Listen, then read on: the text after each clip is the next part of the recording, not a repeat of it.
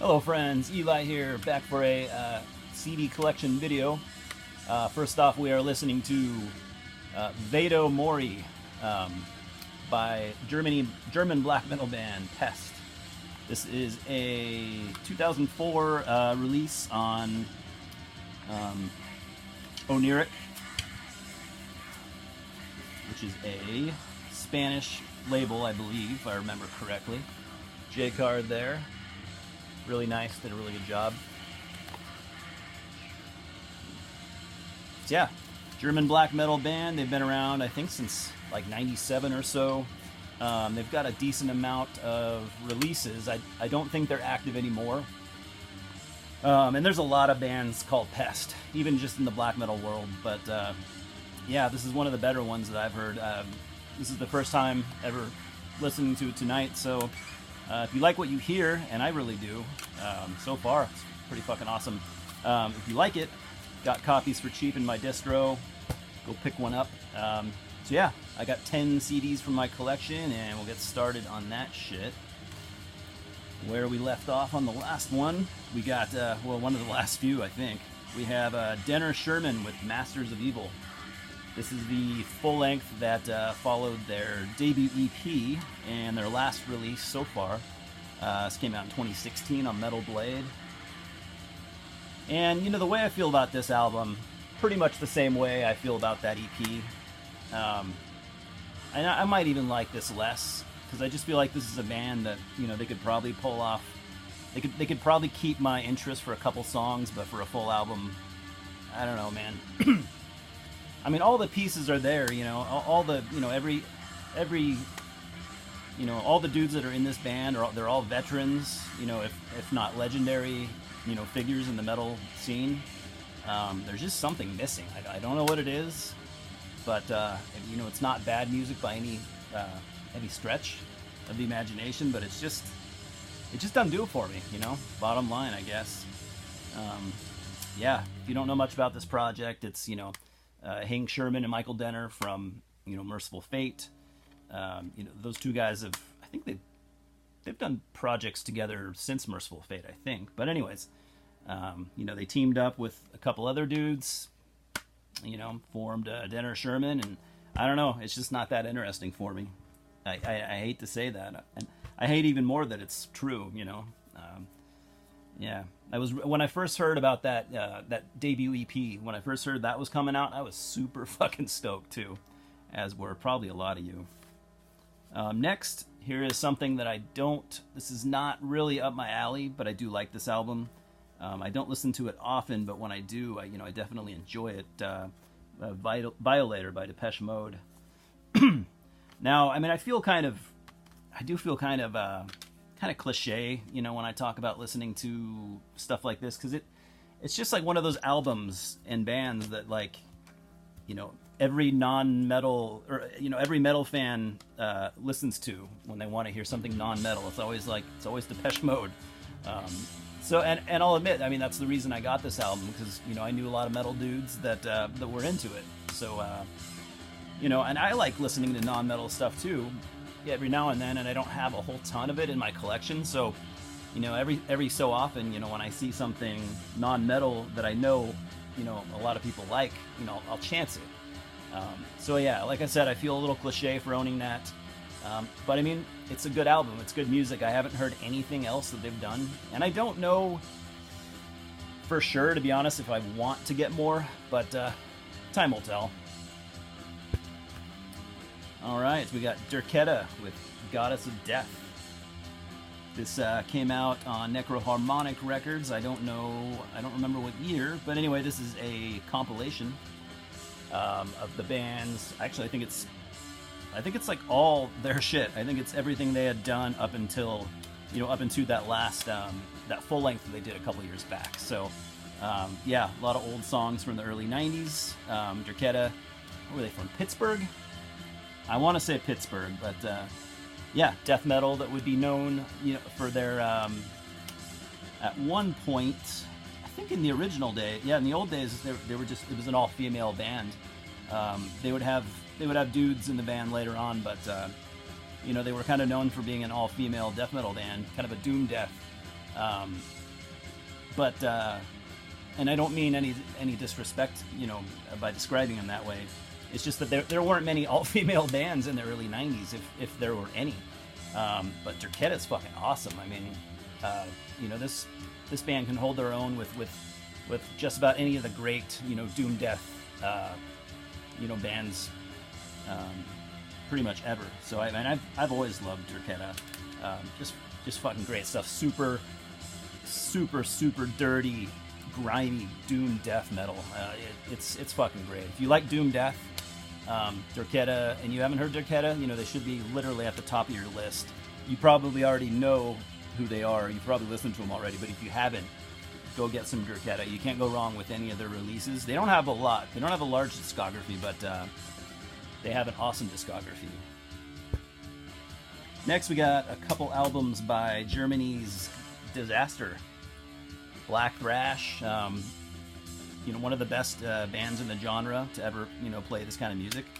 This album is Angel Whore, and I do think this is one of their best. This came out on Metal Blade back in 2005. Yeah, I mean, if you haven't heard Disaster, like I said, they're a black thrash band. They play very old school, early 80s thrash metal mixed with like first wave black metal. It's fucking awesome stuff. They're absolutely legendary at this point. They've been around since the very early 90s. You probably already know who they are, but once again, for you, younger metal fans, if you haven't heard Disaster, go look them up. Or if you're an older metal fan and you just never got around to listening to them, you probably should. I have a couple of their tapes too, but I won't be showing those today. Just CDs. This is one of their more recent albums, but by more recent, I think this might have came out like 10 years ago, but Satan's Soldier Syndicate 666. I always hate saying that, but this came out in 2008 on Metal Blade as well. More of the same from Disaster. I don't mean that, in a bad way by any means. There's a cool song on here. Which one was it? Shit, man, I don't remember the name of the song, but Alan from Primordial, one of my favorite bands as well, does guest vocals on one of these tracks. I just don't remember the name. I don't remember what track, but it's cool. It adds an awesome touch. And one more from Disaster. This is their second to last album, The Arts of Destruction. Came out in 2012 on Metal Blade. They've been on Metal Blade a good long time at this point. I think they're still with Metal Blade. I'm not positive.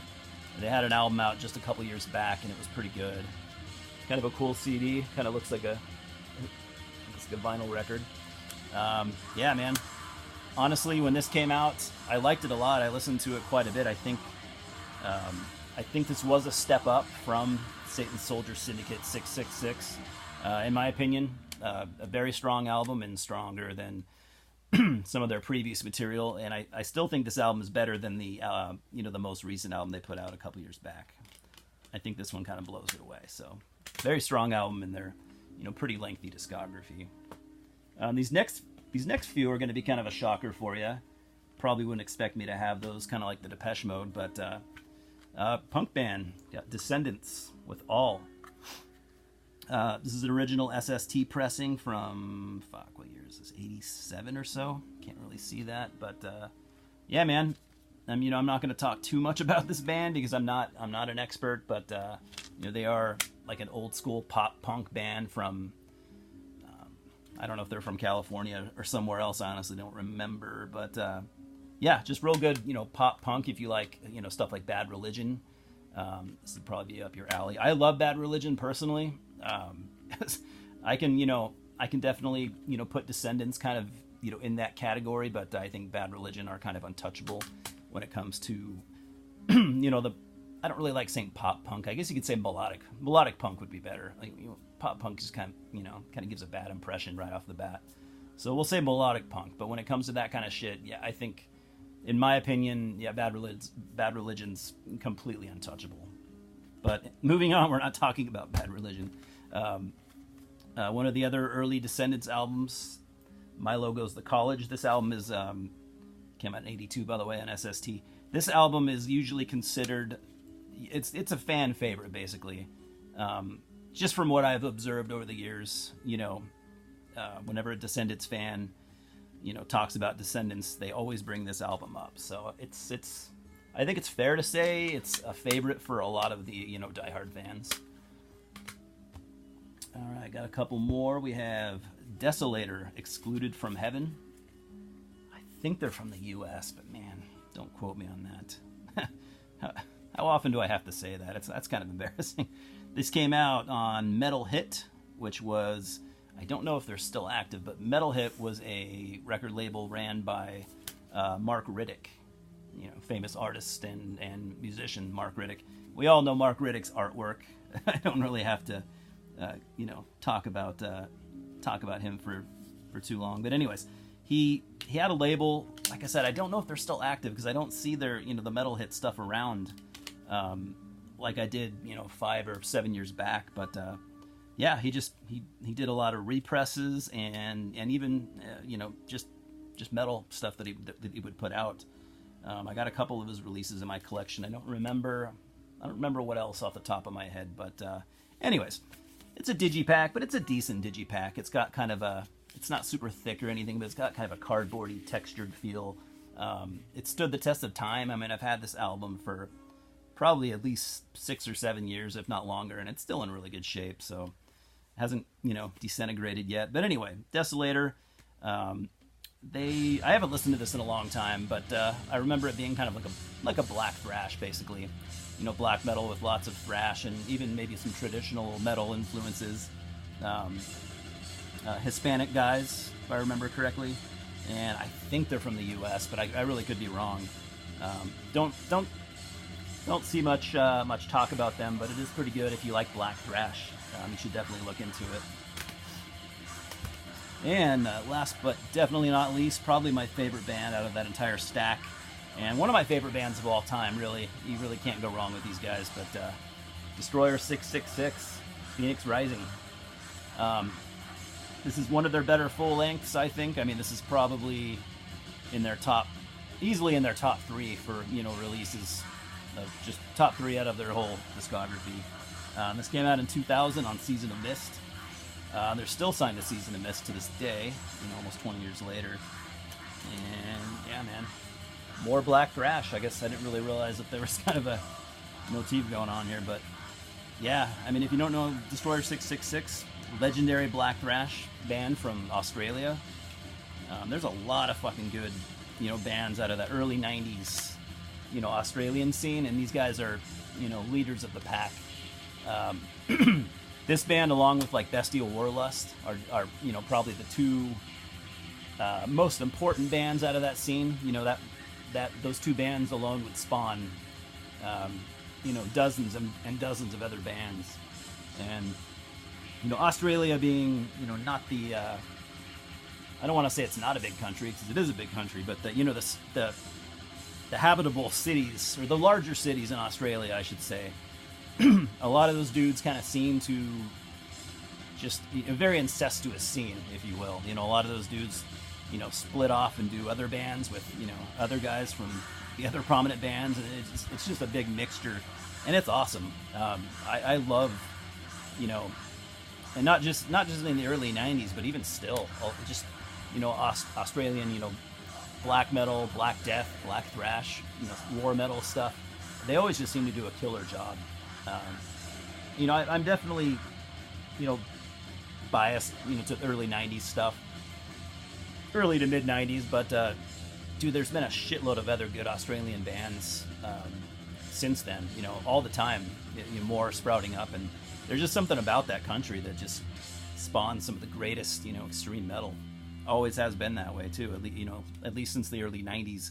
Before that, it doesn't seem, I'm not trying to say that there weren't any Australian metal bands before early 90s. I know, for a fact there's a slew of, 80s thrash and, traditional metal bands that were really good. But as soon as the early 90s hit, they just seemed to go crazy. So you can't go wrong with anything Destroyer 666 have ever done, in my opinion. And that's just my opinion. I know some people don't like all their releases, but I actually do. I don't have all their stuff, oddly enough, even though they are one of my favorite bands. Embarrassingly, this is the earliest album I have from them, so I need to fucking finally, get off my ass and pick up the rest of their stuff, because I completely, totally fucking need it. But anyways, that's all I got. That's 10 CDs, so I'm gonna call it good. Yeah, well, thanks for stopping by, and we'll talk soon. Cheers.